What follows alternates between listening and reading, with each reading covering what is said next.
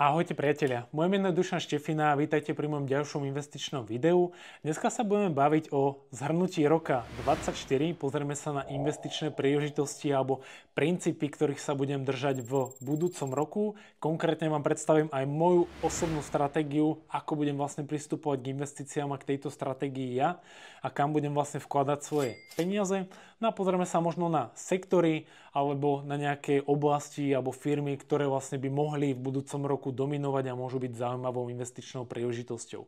Keď si dáme také krátke zhrnutie za rok 2024, tak moje akciové portfólio si pripíšalo niečo cez 29,5%, čo je naozaj krásny výsledok. Toto portfólio je zostavené čisto z individuálnych akcií, takže jedná sa o stock picking, ale aj keď investujete do ETF, znamená amerických indexov, či už európskych alebo čínskych, tak ste tento rok, alebo teda v minulom roku na tom naozaj zarobili a ja vám gratulujem a je to možno aj posledné 2 roky, čo S&P aj Nasdaq priniesli naozaj krásne výsledky. Takže pevne verím, že pokiaľ aj sledujete toto video, tak za posledné 2 roky ste ziskoví, aj pokiaľ máte naozaj nastavené nejaké základné a správne investičné stratégie a držíte sa vlastne nejakých dlhodobých princípov. A poďme sa možno pozrieť, kam ten trh sa bude uberať v následujúcu dobu. Celkovo aj S&P aj Nasdaq sú veľmi nadhodnotené indexy. Takže veľa aj odborníkov sa tak pýta otázku, že či tieto indexy budú doručovať aj nejaké pozitívne alebo plusové výnosy v tomto roku 2025. Americká centrálna banka mala aj zasadanie vlastne v decembri, kde naozaj aj predseda Powell povedal to, že budú trošku miernejšie pristupovať k znižovaniu sadzieb v budúcom roku a samozrejme chcú dosiahnuť jej inflačného cieľa, čo je vlastne 2%, čo má vlastne skoro každá centrálna banka, aj v rámci tej našej Európskej centrálnej banky.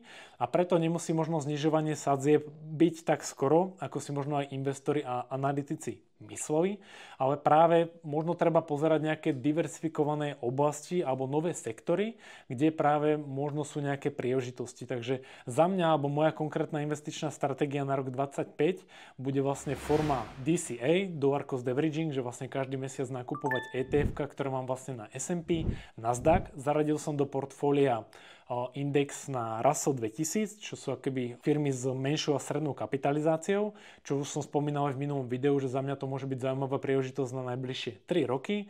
Takisto som zaradil ETF, ktoré kopíruje index na Indiu a určite budem pristupovať k individuálnym akciám, lebo v trhu ako v celku aktuálne nevidím tak extrémne veľkú príležitosť, ale skôr ju vidím v individuálnych akciách, ale samozrejme to už je na zvážení každého investora. Potrebujete si tam spraviť nejakú podrobnejšiu analýzu a sledovať viacej finančné výkazy a trošku sa viacej do toho rozumieť. Takže celkovo aj individuálne akcie alebo stock picking nie je určite pre každého, takže forma nejakého pasívneho investovania do ETF je veľmi zaujímavá. Keď sa možno ešte retrospektívne pozriem na rok 2024, tak bolo aj zaujímavé pozerať, čo sa dialo na komoditách, že celkovo možno aj kakao, aj káva v rámci nejakej zlej úrody stúpali o desiatky percent, že kakao možno spravilo niečo cez 300%. Takisto aj zlato a striebro si odnesli krásne výsledky a zlato niečo cez 30%, striebro cez 25%. Zaujímavé boli aj kryptomeny. Prvýkrát vlastne Bitcoin sa nám vyšpohol cez úroveň 107 000 za jeden Bitcoin. A aktuálne si aj myslím, že kryptomeny budú zaujímavou zložkou v budúcom roku do portfólia, alebo teda v tomto aktuálnom v roku 2025, ale za mňa Bitcoin už nepriniesie takú návratnosť, ako možno nejaké iné kryptomeny. A za mňa možno, čo patrí do portfólia z nejakej menšej časti, je možno Ethereum, že tam vidím možno väčší potenciál ako pri Bitcoine pre rok 2025, lebo keď si možno pozrieme aj tie historické vrcholy, tak ten Bitcoin naozaj v roku 2024 prekonal ten vrchol niekoľkokrát, zatiaľ čo Ethereum bolo na tej hranici blízko, ale ešte vlastne neprekonalo tú hranicu, čo vlastne bolo v roku 2022 zhruba, kde vlastne boli tie historické maxima predtým. Takže Ethereum môže byť tiež zaujímavá voľba do portfólia, tí, čo možno chcú nejakú väčšiu volatilitu. No aktuálne, kde možno budem brať aj inšpiráciu na nejaké individuálne akcie, tak mám samozrejme nastavený nejaký watchlist na nejakých 15-20 firiem, kde aktuálne firmy už držím a buď budem prekopovať aktuálne spoločnosti, alebo budem možno navyšovať pozície v nejakých nových firmách, kde to môže byť veľmi zaujímavé.